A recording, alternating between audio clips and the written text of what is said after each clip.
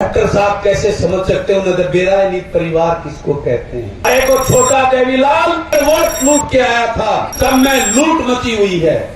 ये है अच्छे दिन, ये है मेरा खुशहाल हरियाणा। सरकार ने नौकरियां खत्म कर दी, हमारा भविष्य अंधकार में है, हमारे साथ खिलवाड़ किया जा रहा है, तो मेरे रोंगटे खड़े हो गए। वारे भाजपा, ये है अच्छे दिन। टाइम भी खराब और घर के पैसे भी खराब हो रहे हैं। नांगल चौधरी से लेकर और यहाँ पंचकुला तक पूरे हरियाणा ने गांव गांव में जब निकला आपका ये बेटा ये भाई, तो स्वागत किया, आशीर्वाद दिया है। और इस सरकार तानाशाह सरकार को कोसने का काम किया है। आज पूरे प्रदेश में पूर्ण रूप से विश्वास उठ चुका है इस तानाशाह सरकार के ऊपर से लोगों का। लोग एक नई किरण चाहते हैं राजनीति के अंदर। और जो माहौल मैं इस प्रदेश का देख कर आया हूं, तो मैं आपको बताना चाहता हूं कि नांगल चौधरी से मैं चला था, हर गांव में, हर शहर में, हर कस्बे में मुझे युवा मिले झुंड के झुंड। वो कहते हैं बलराज भाई, हमारा भविष्य अंधकार में है। सरकार ने नौकरियां खत्म कर दी, सीईटी के नाम पर हमारे साथ खिलवाड़ किया जा रहा है। 4 साल में एक बार पेपर लिया और उसमें पास तो 3.5 लाख कर दिए, लेकिन उसके लिए अगले टेस्ट के लिए मात्र 25-26 हजार को ही मौका मिलेगा। आज मेरे कल परसों झूठ बोलकर या पुलिस ज्वाइनिंग के लिए मेरे युवा बैठे थे साथी, तो सीएम का ओएसडी आया, उनको कहा हम कंडीशनल 15 दिन में ज्वाइनिंग करा देंगे, तुम जो है घर चले जाओ, जब कोर्ट का फैसला होगा वो आपको मानना होगा, ये कंडीशन करके। और उनको बहका फुसलाकर घर भेज दिया। ये आपके बेटे और भाई का प्रेशर सरकार के ऊपर था। आज प्रदेश का युवा कौशल रोजगार के निगम के नाम से उसके साथ ऐसा खिलवाड़ किया जा रहा है।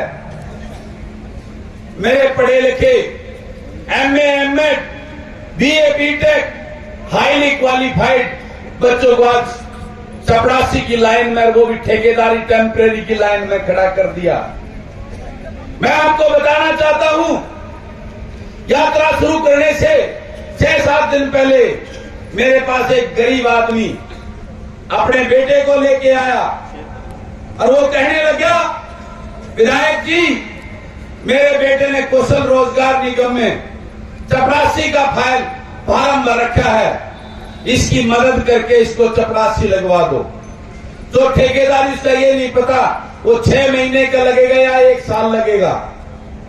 मैंने उस बच्चे की तरफ देखा, मुझे वो बच्चा पढ़ा लिखा लगा।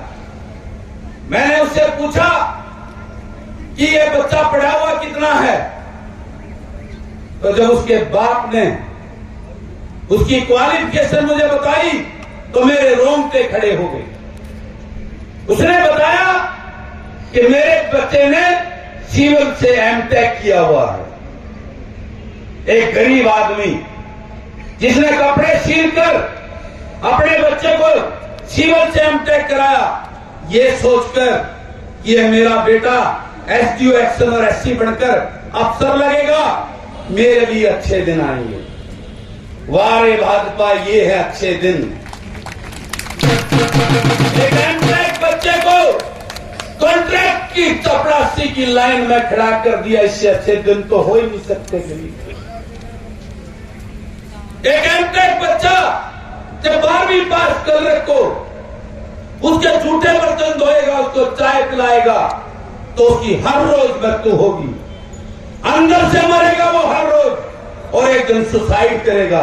मैं दावा करता हूं ऐसा ही हो रहा है। ये है अच्छे दिन, ये है सबका विकास, ये है अंत्योदय। युवाओं का मनोबल टूटते देखा मैंने। मेरे को युवा मिले, भाई साहब हमने तो आगे एडमिशन ही नहीं लिया। मैं कहा क्यों नहीं लिया? कि ना क्या करेंगे एडमिशन लेके पढ़कर, टाइम भी खराब और घर के पैसे भी खराब हो रहे हैं, नौकरियां तो हमारे लिए हैं। क्या पीड़ा मैंने उन युवाओं को देखी, उनके बाप दादा मिले मुझे, उनके अंदर एक भय था कि आज की पीड़ा की वजह से उनके बच्चे नशे की तरफ जा रहे हैं, अपराध की तरफ जा रहे हैं। उस बाप के दर्द को खट्टर साहब कैसे समझ सकते हैं? उन्हें बेरानीत परिवार किसको कहते हैं? बच्चों का दर्द क्या होता है? अरे को छोटा देवीलाल उनकी गोदी में बैठकर जो इस प्रदेश को से जमुना पार भेजकर इस भाजपा को खट्टर को कहकर वोट लूट के आया था, वो भाजपा के खट्टर साहब की गोदी में बैठकर इस प्रदेश को लूटने का काम कर रहा है। जो मेरे युवाओं को नौकरी देने का दावा करता था, मेरे बुजुर्गों को 5100 की पेंशन देने का काम का वादा करके आया था, आज कमीशन खोरी में जितने विभाग लेकर बैठा है सब में लूट मची हुई है।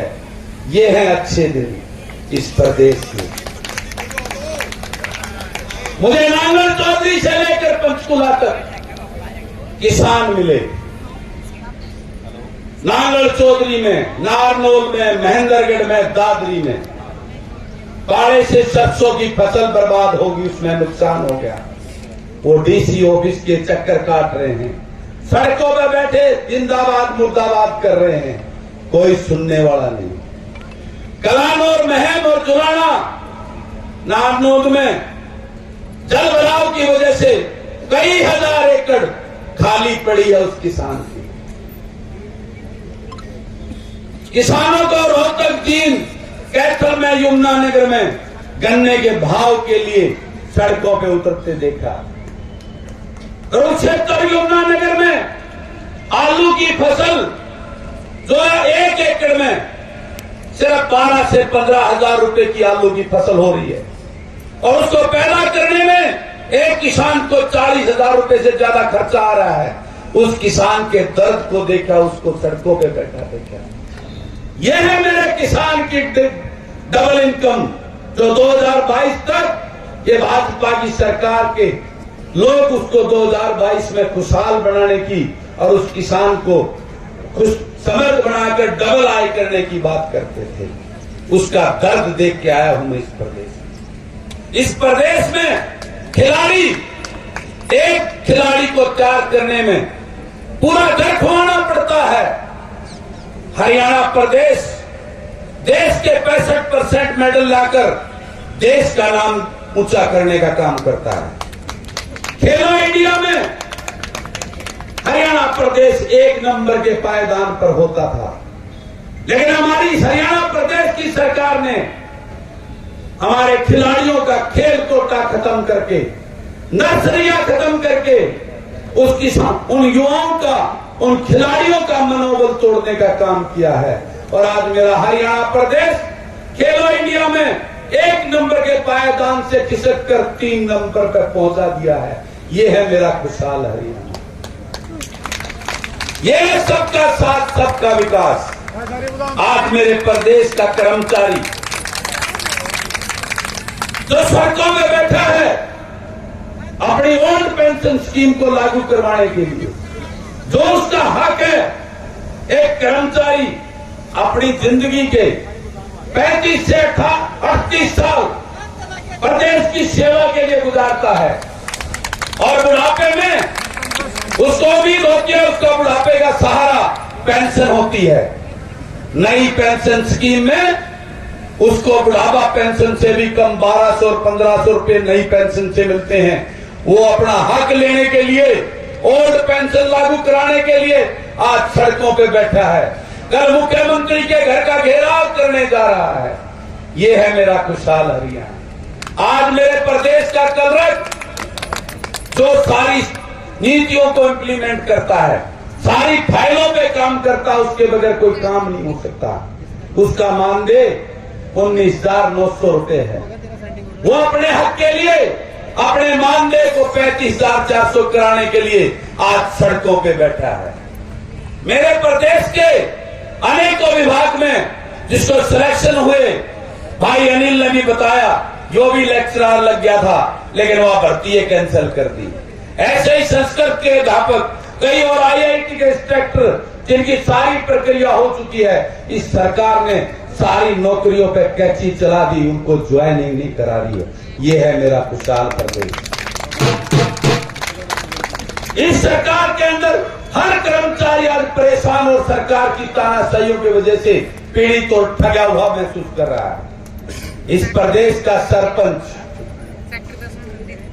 पहले ही लोकतंत्र की हत्या कर चुनावी प्रक्रिया को 2 साल लेट करने का काम किया, जो इतिहास में पहली बार। पिछली बार 9 महीने लेट की थी पिछले टर्म में, और अब की बार 2 साल। इतनी बड़ी तानाशाही।